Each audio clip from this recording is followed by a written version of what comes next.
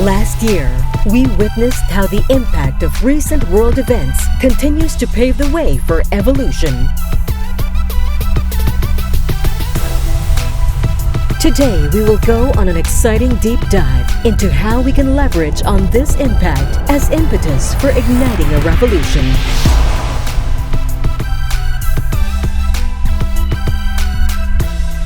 This year's DIGICON is all about embracing revolutionary technologies and changes in order to emerge as e-industries suited to the evolving needs of the times.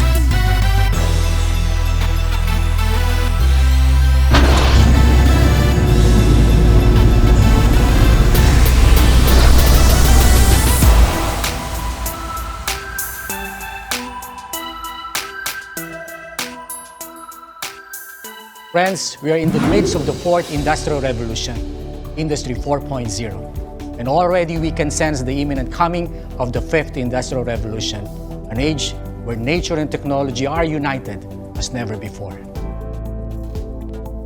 If you thought that setbacks posed by the ongoing health crisis will impede the rise of new trends in e-industries, the opposite is happening instead. Crisis has in fact spurred the influx of more relevant technologies supporting these newfound trends. In many ways, the pandemic has forced digital transformation within enterprises and the consumer sectors into hyperdrive. After all, for the resilient human race, adversity only paves the way for transformation. Delegates of the Philippine Digital Convention 2021, we are taking charge of our evolution. The world has undergone so much these past 2 years that we see evolution happening at such an intense pace. Together with you, our partners, PLDT is leading the industrial revolution for specific businesses in our country, all across Luzon, Visayas, and Mindanao, to keep in step with the revolution happening all across the Asia-Pacific region, the US, and Europe. Enterprises are reinventing themselves to transcend the impact of the ongoing pandemic. With this, we see the growing importance of connectivity in business. To support all internet delivery platforms, including fiber fixed broadband and mobile data service, PLDT and Smart continuously invested in network expansion to support the exponential rise in data traffic. To address market demand, PLDT has fast-tracked the rollout of the country's most extensive fiber infrastructure, reaching over 500,000 kilometers laid across the Philippine archipelago as of the end of the first half of 2021. Such initiative enables PLDT to serve customers' growing demand for data and deliver technologies such as 5G, LTE, and fiber. Moreover, the group operates the largest domestic network and IP capacity in the Philippines to support the connectivity needs of our citizens and organizations. 5G is now even more accessible to a greater number of Filipinos, and we in the PLDT Group are committed to accelerate the pace of further expansion. It is a revolution in speed and low latency, plus a host of other capabilities that we have yet to unlock. With this, we are set to redefine and revolutionize the way we work and the way we live. Still, we have yet to harness the full potential of 5G for the enterprise and have pre-identified relevant use cases that cover several industry verticals. We see 5G's enhanced mobile broadband speeds, ultra-reliable low-latency communication, and massive machine-type communications to serve manufacturing, transport and logistics, agriculture, and the public sector, among other industries. Also blowing wide open is another exciting opportunity for growth. I'm talking about the Internet of Things, IoT. Just think, being able to connect your mobile assets in order to gain crucial data can serve as a major advantage to the digital transformation of today's enterprises. However, IoT solutions can be expansive and may seem overwhelming, especially if you need to manage tens of thousands of devices. That's why we at PLDT Enterprise are introducing a powerful tool that will transform the way Internet of Things applications are deployed and managed in the country, allowing businesses to accelerate their digital transformation goals to provide next level of customer experience beyond connectivity. PLDT and Smart have just launched the Internet of Possibilities, a first in the Philippines. It's a breakthrough platform that will enable businesses to have full control, visibility up to hundreds and thousands of connected devices. What we all thought was impossible is now possible with the Internet of Possibilities by PLDT and Spark. The groundwork for a revolution is set. Ultimately, we can strengthen and transform key areas of enterprise operations for them to emerge as a more intelligent and resilient enterprise in a post-COVID world. We therefore invite you now, our customers. Let's take this leap of faith. Dig deep and rekindle your unbreakable spirit. And together, let us begin this transformation journey.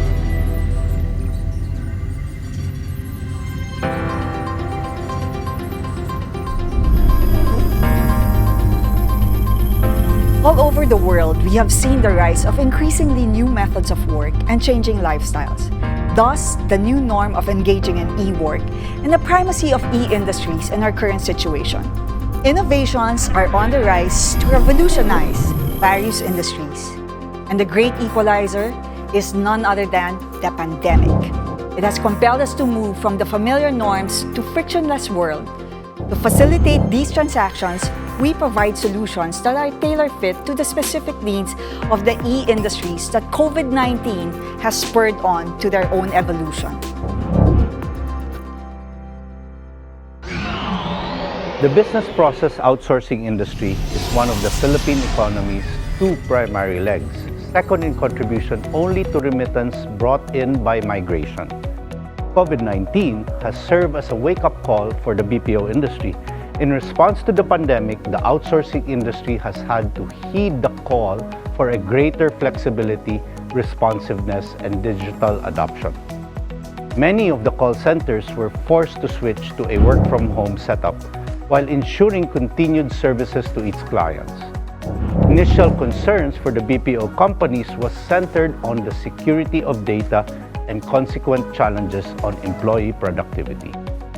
PLDT Enterprise has committed to continue supporting the BPO industry by offering various solutions under the eBPO suite, which include PLDT's Zero Trust Acceleration Platform, or ZAP, cybersecurity services, and productivity platforms such as Microsoft 365, Windows Virtual Desktops, Google Workspace, and Managed Chrome devices, assuring both BPO clients and employees that the shift to work from home does not hinder the continuous premium service that has always been offered to their customers.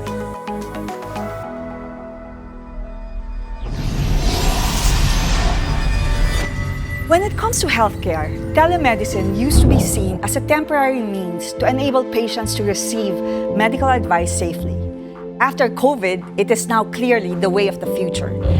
ePLDT's e-health solutions, for instance, aims to address current challenges of the health sector by making quality healthcare services easily available to every Filipino via remote and online consultations. Another significant solution for the healthcare system, crucial to this time, is a call center service that will streamline effective communication between organizations and individuals. PLDT's Cloud Contact Center has aided national government and local government units, agencies, and businesses in organizing a central communication line for all citizens, including the country's leading agency for reliable and accurate information on COVID-19. This is healthcare redefined to suit the demands and realities of this time.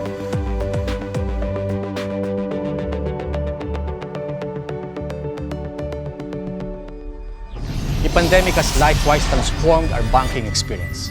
While we have increasingly observed how the shift to digital banking was already in motion pre-pandemic, the last 18 months have accelerated digital transformation in the way we transact with our financial institutions, bringing about changes that will, in time, become the norm.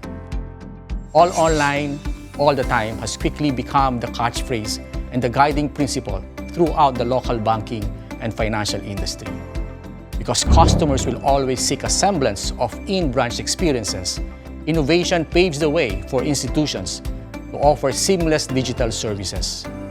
For this, they are depending on reliable and uneven high bandwidth connectivity.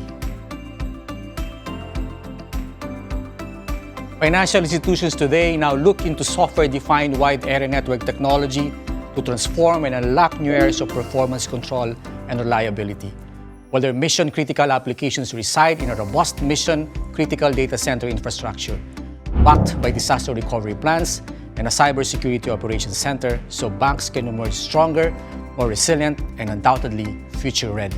Here in the Philippines, we affirm our steadfast support as a uniquely positioned, integrated provider and partner, committed to enabling the banking industry fulfill its vital task of rejuvenating our economy.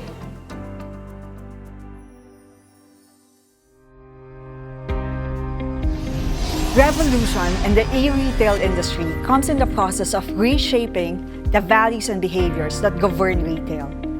The massive migration to online transactions due to the pandemic has transformed retail from bricks and mortar to bricks and clicks. To make your enterprise thrive as a bricks and clicks company, let's look at the key traits that make a winning customer experience. First, transactions must be easy. This necessitates shifting from a multi-channel to an omni-channel setup. This way, we ensure that the customer's interaction history is tracked whichever channel he may engage in. Connectivity from PLDT and digital tools have been key for businesses to survive the pandemic, including PLDT Enterprise's Beyond Fiber offer. This provides a more resilient business-grade fiber connectivity for business owners or multiple branches and sets them up to harness curated digital solutions. Next, it must be immediate. This means typing up all ends from the front end, from the website and payment options, to the back end for the accounting and inventory, all the way to the far end, meaning delivery and logistics. To promote immediacy, PayMaya provides payment options that has both online and in-store presence. Enterprise resource planning practices based on SAP, Microsoft Dynamics, and Simply ERP, on the other hand, tie up all ends in your enterprise. Also, a company must be always on. For the online consumer, the only time paradigm that exists is my time. So your company better be uptime for my time.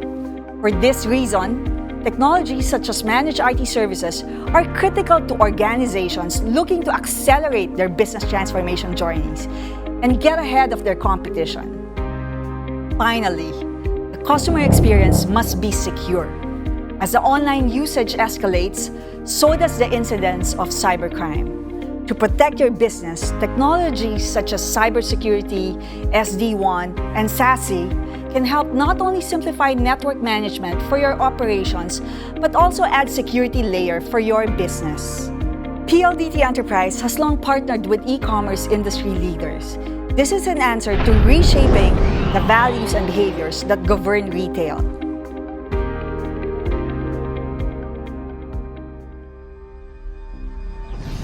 We are witnessing government revolution unfolding right before our very eyes. In this time of continuing global health crisis, operational efficiency to deliver public services becomes paramount. We continue to partner with the public sector to reinvent and to go digital. We bridge in the gap between government and the public they are mandated to serve. While the LGUs at the forefront bear the challenge of the national government's COVID response efforts, our smart technologies and digital solutions enable them to carry out the task. Barangay halls, health centers, emergency responders now connect to the City Hall command centers through our Wi-Fi and fiber connectivity programs. Citizens can now call their LGU emergency hotlines for their vaccine schedules or health consultations online using our cloud-based contact center services. Vital contact tracing notifications are now made faster through SIM-based M2M plans. City and municipality emergency announcements are now text blasted to our phones with our A2P solutions. Our elderly and vulnerable communities are now reached and assisted by their community social workers through contactless transactions for food and pharmacy. Vaccine replenishments and donations arrive at our LGU Vaccine Center through IoT-enabled control and automation systems used for remote logistics. We are harnessing smart city technologies with the advent of 5G and IoT. Learning never stops as our public education, a basic government deliverable, now shifts to distance learning. With PLDT hosting much of our national government's learning management systems in vitro data centers, we now connect these to 1 million public school teachers to equip them for learning delivery and professional development. PLDT will always reimagine, redefine, and redesign the way government works to serve the people better, to elevate its citizens' quality of life, and to build the future of our nation, one biennial step at a time.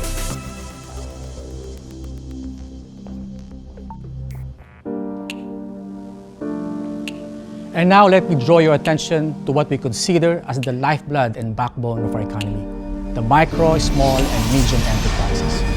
For close to 1 million businesses operating in the country, we know that 99% are micro SMEs. And more significantly, this sector generates more than half of the country's employment. They are among the hardest hit by the pandemic. And yet, the challenges posed by this pandemic has fueled this sector's deeper dive into technology, demonstrating its resilience by adapting and pivoting to digital. Displaying agility and speed in embracing technology means surviving in these critical times by engaging and sustaining online e-commerce activities. It means earning during and despite the crisis. It means being in a position of advantage when the economy gets back on its feet. Today, we sound the call to make sure that our micro SMEs do not get left behind in the revolution. We reaffirm our support for the vital e-micro SME industry.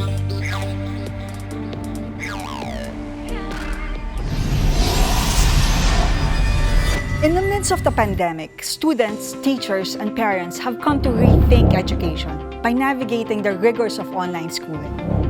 In the PLDT Group, our movement No Learner Left Behind aims to make education accessible for all as the country promotes distance learning in the new normal. In facing the new normal, connectivity and tailor-fit solutions for the academe enable schools of all sizes to adapt and transition to digital platforms for teaching.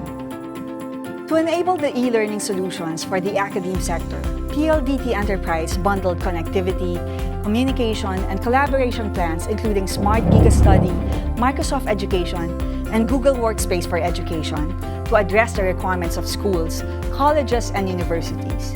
This ensures the continuity of learning for students by keeping them engaged through remote classes. Over the past few months, we have seen the launch of Smart Online Store in various learning institutions. The Animo Smart Online Store for De La Salle, Philippines, the Ateneo Smart Online Store, the All-Fu Smart Online Store for Our Lady of Fatima University, and the stores serving the FINMA Education Network have been providing vital support for the digital needs of both the students and educators. We have also established a Smart Online Store at the United Nations Development Program, or UNDP, headquarters.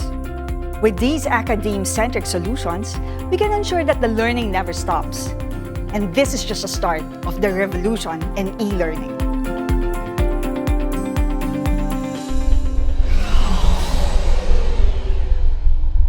With a fast-growing digital economy and strong digital roadmap, the Philippines is now poised as the newest ideal investment destination for global hyperscalers.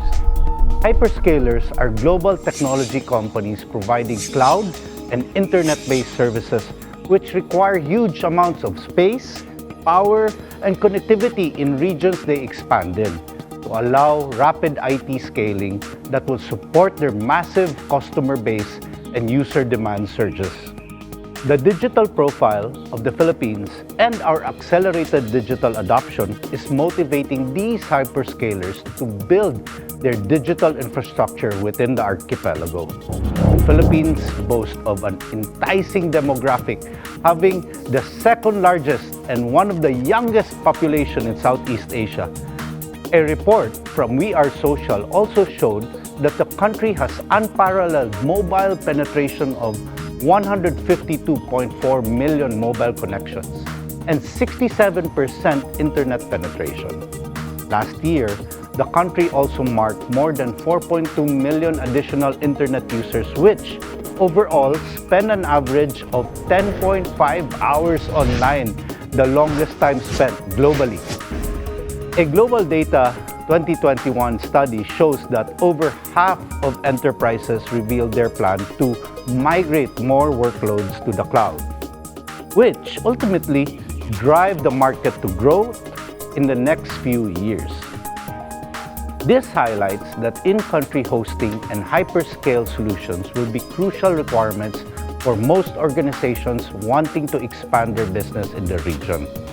With the Philippines being the first country to offer 5G in ASEAN and a second overperformer by the United Nations Conference on Trade and Development in terms of readiness for frontier technology use, this poses a huge potential for the country to drive development of new 5G opportunities such as multi-access edge computing or MEC that will also be beneficial to global tech giants.